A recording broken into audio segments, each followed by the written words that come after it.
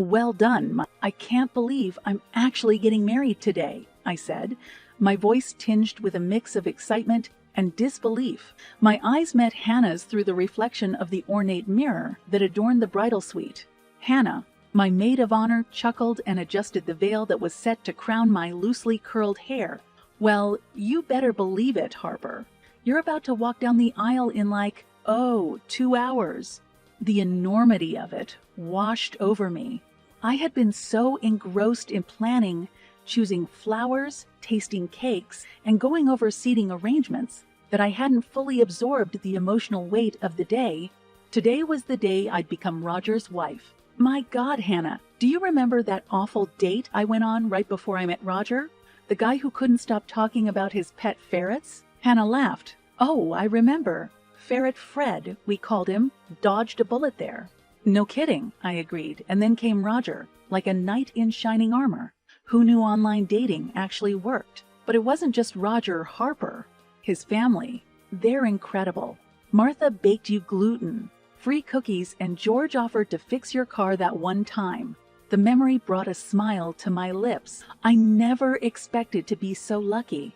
Roger's parents are the kindest people, and they've made me feel like part of the family from day one. The door to the bridal suite creaked open, and Martha peeked her head in, her eyes instantly welling up at the sight of me in my wedding gown. Oh, Harper, you look beautiful. May I come in? Of course, Martha, I said, opening my arms for a hug. She stepped inside, holding a small box. I wanted to give you something before the ceremony, she said, handing it to me. I opened the box to find a delicate pearl necklace. It was my grandmother's, she explained, her voice thick with emotion. I couldn't think of a better person to wear it today. Tears brimmed in my eyes. Martha, this is too much. Nonsense, she said, gently lifting the necklace from the box and fastening it around my neck. Welcome to the family, Harper. George appeared at the doorway, knocking lightly. Am I allowed in the secret meeting? His eyes met mine, and I could see the happiness mirrored there. You look lovely, dear. Thank you, George. Both of you. I'm so grateful to be joining such a wonderful family. George chuckled. Well, we're darn lucky to have you. Roger's a good lad, but he really outdid himself with you. As they left to give me some time before the ceremony, I looked at my reflection again. The necklace lay softly against my collarbone, a tangible connection to the family I was about to officially join. Hannah, can you believe this? I said, my eyes meeting hers again in the mirror. I'm not just marrying Roger. I'm becoming part of a family that's filled with nothing but love. Hannah stepped beside me, her arm wrapping around my waist. You deserve nothing less, Harper. As I took a deep breath, ready to step into this new chapter, I couldn't shake off the feeling that I had indeed hit the jackpot, not just with a man who loved me, but with a family that had already made room for me in their hearts. And as we all know, when it comes to marriage, that's half the battle. The lace, the vows, the cake, those were all just details. What really mattered was the life Roger and I were going to build together, supported by the love and warmth of our families. Little did I know, love and warmth have their limits, and those limits were going to be tested in ways I never could have imagined. But for now, I basked in the joy and promise of my wedding day, completely unaware of the storm that was gathering on the horizon. The joys of the first 8 years of marriage unfolded like the pages of a well-crafted novel, each chapter sweeter than the last. Even the trials, like Emily's colic as a baby or Noah's incessant curiosity that often led him into minor trouble, added depth to our family's narrative. Roger and I found a comfortable home in the suburbs, a charming 2-story house with a white picket fence. Textbook Americana. It was cozy and comfortable, filled with the scent of freshly baked cookies and life's mundane but precious moments. Soccer practice, PD meetings, school recitals, these became the milestones of our lives. And then there were our careers. I thrived in my corporate role, heading the marketing department of a burgeoning tech startup. With each successful campaign and boardroom applause, my paychecks grew fatter, and so did my sense of accomplishment. Harper, your presentation last week has been the talk of the executive floor. Well done, my boss, Cynthia, would often say, reinforcing that my hard work was paying off. Roger, meanwhile, maintained a steady job as an office clerk. He seemed content, punching in numbers and ticking off checkboxes. His paycheck was modest, but he assured me he was happy. "You're really climbing up there, huh?" he'd say during dinner, his eyes scanning the job promotion section of the local newspaper. "I guess so," I'd reply, hoping he'd show more enthusiasm for his own career someday. "But enough about me. How was your day?" Same old, he'd say with a shrug. Just another day in the life of Roger the Magnificent Clerk. The highlight of many evenings became our planning sessions for the upcoming family vacation. I had started a vacation fund tucked away in a separate account, untouched and slowly growing, waiting for the day we'd spend it on something truly memorable. "We need to make a decision, Roger," I'd urge, my laptop open to travel blogs and airline discounts. "The kids would love Disney World, but I've always wanted to explore Europe. What do you think?" Roger would look up from his book or the TV, offering a noncommittal hum. "Either sounds great. You decide?" The aloofness bothered me, but not enough to ring alarm bells. I attributed it to stress or fatigue. "Well, we've got time. But it's going to be a trip to remember, promise." As the months wore on, the vacation fund burgeoned.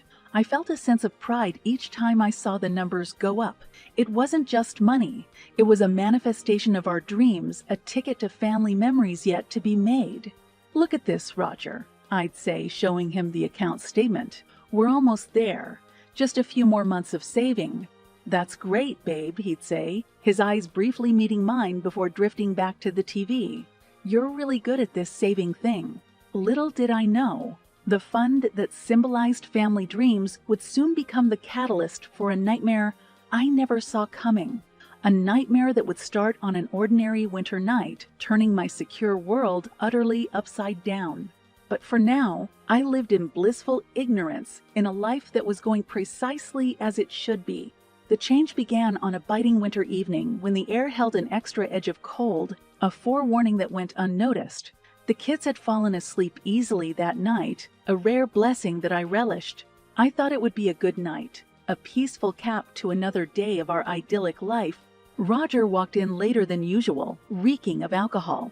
It was a stench I'd never associated with him before, a harsh combination of whiskey and poor decisions. I felt my stomach knot as he slammed the door behind him. "Roger, you're drunk." "What happened?" I asked, my voice a mix of concern and disbelief. "Don't. What happened?" "Me," he slurred, glaring at me as though I were a stranger. "Why haven't you cooked dinner?" "We ate hours ago, Roger. The kids and I didn't know when you'd be back. You could have called. What's going on with you?" "What's going on with me? Maybe I'm tired, Harper. Tired of this life, tired of you acting like you're better than me because you earn more." His words stung, jagged ice shards in the wintry air of our home. Never before had he hurled such accusations at me. I took a deep breath, steadying myself. "Roger, I've never thought I'm better than you. We're a team. What's really bothering you?" "You wouldn't understand," he snapped, making his way to our bedroom. That's when I heard it. The sound of a drawer being roughly pulled open, followed by a gut-wrenching silence. I rushed in to find Roger holding my debit card, the one linked to our dream vacation fund. Before I could react, he snatched the card and pocketed it. "Roger, what are you doing?" "That's our vacation money." "It's just money, Harper.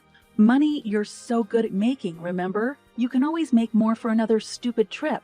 "This isn't just about the trip. It's about us, our family. What's happened to you?" Roger's eyes narrowed, filling with a venom I'd never seen before. "You should start figuring out your new life without me." And just like that, he told me to leave, to take Emily and Noah and get out, as though 8 years of marriage could be tossed aside like yesterday's garbage. I was numb as I grabbed a suitcase, filling it with essentials for the kids and me. "You can't kick me out of our home, Roger. Think about what you're doing." "I've thought plenty," he snapped back, completely devoid of the man I had married. "You should do the same. Goodbye, Harper." Not wanting to expose Emily and Noah to their father's chilling transformation, I woke them gently and told them we were going on a little adventure. I called a cab and within an hour found myself at the doorstep of George and Martha's house, Their expressions changed from confusion to horror as I recounted the night's events. In their eyes, I saw the same disbelief I felt, a sinking realization that the Roger we thought we knew was sinking into an abyss. "Stay here as long as you need, Harper. We've got your back," George assured me, his grip tightening around Martha's hand. Martha nodded, her eyes wet. "We're family, Harper, and family sticks together." I was touched by their unconditional support, but also consumed by a rising tide of anger and betrayal. My thoughts raced, fueling a resolve that I'd never felt before.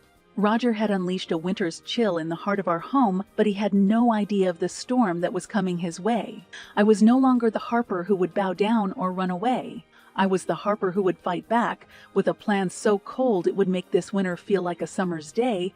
The next morning, the harsh reality of my situation greeted me with the rising sun. Emily and Noah seemed disoriented, their innocent faces filled with questions I wasn't yet ready to answer. "Mama, when are we going back home?" Emily finally asked, her voice tinged with confusion. "Soon, honey. We're just having a little sleepover with Grandpa, George, and Grandma Martha," I replied, avoiding her eyes to shield her from the tumult of emotions within me. Meanwhile, my phone lay there, its screen blank, void of any messages or calls from Roger. It was both infuriating and unnerving. Finally, breaking the silence, my phone buzzed. It was Roger. "Roger, what is going on? Where are you?" I asked, my voice trembling between concern and anger. "I'm at my sister Janet's place. I needed a break, so I'm taking some time off," he responded with a nonchalance that sent chills down my spine. "A break? A break from what? Your family, your responsibilities. Listen, I'll be back in a month. We can talk then."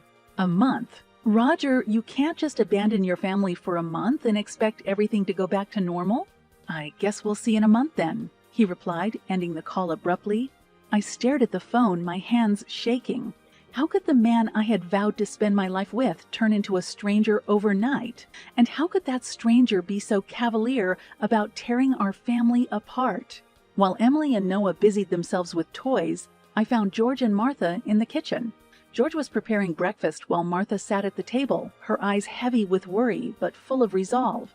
I relayed my conversation with Roger to them, the absurdity of it all making me question if I'd somehow slipped into a dark, alternate reality. "Roger said he's taking a month off, just like that. He's at Janet's. I don't know who he is anymore," I confessed, my voice breaking. George shook his head, setting down his spatula. "I never thought I'd say this about my own son, but he needs a wake-up call. This is unacceptable, Harper." "I agree," Martha added. "I don't know what's gotten into him, but we can't let him ruin everything you've built, especially not the family." My heart swelled with a blend of gratitude and renewed strength. It was the wake-up call I needed as well. "Thank you, both of you. I've been thinking. We can't let Roger off the hook. We need to show him he can't just act recklessly without consequences." George and Martha exchanged a glance, a shared agreement flashing in their eyes. "We're with you, Harper. What's the plan?" The plan took shape in my mind, crystal clear like the winter air outside. It would be risky, audacious even, but I was done playing the role of the passive, wronged wife. It was time for Roger to understand that actions have consequences, that you can't just throw away 8 years of marriage like a piece of trash and walk away unscathed. "As much as it pains me to do this," I began, "we're going to make Roger's return home a living nightmare. I'll make sure he realizes the magnitude of what he's done." They listened intently as I laid out my plan, a strategy that involved more than just legal papers and confrontations. Roger had turned our home into a cold battleground, and I was ready for war. It was a wake-up call for all of us, but most importantly, it would be a wake-up call for Roger, one that he'd never forget. The house looked the same as always, eerily serene in the crisp winter light. George pulled up in his old truck, giving me a glance as if to ask, "Are you sure about this?" I nodded. It was time. "Remember, Harper, we'll be in the car if you need us," Martha said, her eyes mirroring my own determination. "I know, thank you. I'll be quick," I assured them, stepping out and heading toward what used to be my sanctuary. My heart pounded with each step up the driveway. The plan was simple. Make the house unlivable. a reflection of the chaos Roger had thrust into our lives. I had a backpack full of spray paint cans and another bag filled with rotten eggs. Childish, perhaps, but symbolic. Unlocking the door with my spare key, I stepped in. I expected to feel a pang of nostalgia, a gut punch of longing for better days. Instead, there was only the cold emptiness that Roger had left in his wake. I started in the living room, spray, painting words like betrayal, coward, and broken vows on the pristine walls. Each word was a cathartic release, each stroke of paint a step toward reclaiming my own narrative. Next, the bedroom. Here, the word liar took center stage, dominating the wall above his bed. Just for good measure, I slid the rotten eggs under the bed, allowing their putrid smell to seep into the mattress and pillows. Just as I finished, my phone buzzed. It was a message from Martha. "Are you okay?" "I'm almost done," I texted back, my fingers trembling, not from fear but from an overwhelming sense of empowerment. My final act took place in the kitchen.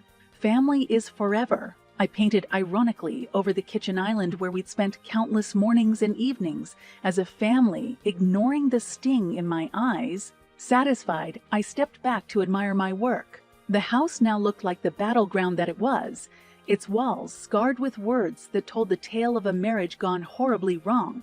As I left, locking the door behind me, I felt a weight lift off my shoulders.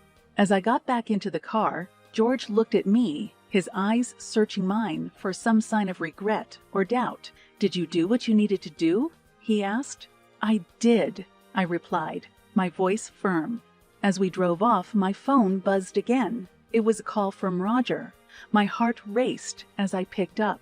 "Harper, what the hell have you done to our house?" he roared, his voice tinged with a confusion and anger that I'd never heard before. "I haven't done anything, Roger. Maybe it's just reaping what you've sown," I responded coldly. "You expect me to believe that? After everything? After you abandoned your family?" "Yes, Roger, I do. I'll see you in court," he spat out, hanging up. The silence in the car was heavy, but not uncomfortable. I felt a mix of dread and anticipation for what lay ahead, yet also an undeniable feeling of liberation. "You okay?" Martha finally broke the silence, her eyes meeting mine in the rearview mirror. "I will be," I said, my voice tinged with a newfound resolve. "I will be." It was done. The war lines were drawn, the first battle fought. But unlike Roger, I had an army, a family that stood by me. As the car made its way through the winding winter roads, I couldn't help but think that this was just the beginning. Roger had awakened a sleeping giant, and there would be hell to pay. The courtroom was cold and sterile, its walls closing in on me like a relentless vice. Roger sat across the room, his eyes hollow, his face gaunt. He looked beaten, a shadow of the man I had once vowed to love for better or worse. How distant those words now seemed. The judge took her seat, scanning the papers in front of her before finally speaking. "It appears that both parties are in agreement concerning the division of assets and child custody. Mrs. Harper, is that correct?" "Yes, Your Honor," I replied, keeping my eyes locked on hers, not daring to glance at Roger. "And you, Mr. Roger?" "Yes, Your Honor," he mumbled, his voice devoid of its earlier arrogance. The judge nodded, her pen scratching against the paper as she made her final notes. "Very well, the court grants the divorce. Assets will be divided as agreed upon, and primary custody of Emily and Noah will go to Miss Harper. This case is closed. Gavel down." A new chapter of my life began. A chapter that I had to write myself without the weight of Roger's betrayal holding me back. As I walked out of the courthouse, George and Martha were waiting for me, their faces somber yet relieved. Martha rushed to hug me, her arms enveloping me like a protective shield. "It's over, honey. You're free." "I know, Mom," I said, allowing myself to use that title for her, a term that now felt more authentic than it ever had. "Thank you for everything." George stepped forward, placing a hand on my shoulder. "You've been stronger than any of us could have hoped, Harper. You've got your whole life ahead of you, and we're here to support you every step of the way." Hearing those words, I felt a mix of both vulnerability and invincibility. I was a warrior who had fought her battles and emerged stronger, but I was also a woman reshaped by hardship, humbled, and made wiser by the trials of life. The four of us returned to George and Martha's home. Emily and Noah were playing in the yard, their laughter a refreshing melody that danced in the wind. When they saw me, they ran into my arms, their tiny bodies pressing against me with such force, it was as though they were trying to merge into my very soul. "Mommy, are you okay?" Emily looked up at me, her eyes wide and searching. "I'm more than okay, sweetie. We all are. We're going to be just fine," I reassured her, holding back tears of relief and joy. That night, after putting the kids to bed, I sat down at the kitchen table with George and Martha. The weight of the divorce papers still lingered in my hands, but it was a weight I could bear, a weight that symbolized not defeat, but victory, a hard-fought victory over adversity. George raised his glass, a soft smile curving his lips. "To family," Martha added. "To freedom," I said, feeling the word in every fiber of my being as our glasses clinked together. As I lay in bed that night, the house quiet except for the gentle snores of my children down the hall, I realized that this was indeed a new dawn. Life had thrust me into an unforeseen battle, a battle that had scarred but not broken me. In the harshest of winters, I'd found my spring, my renewal.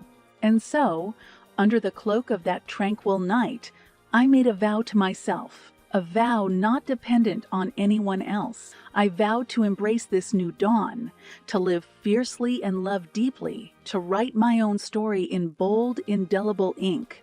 I closed my eyes and let the darkness envelop me, but it was no longer a menacing shadow. It was a canvas on which I could paint my new dawn, vibrant and unapologetically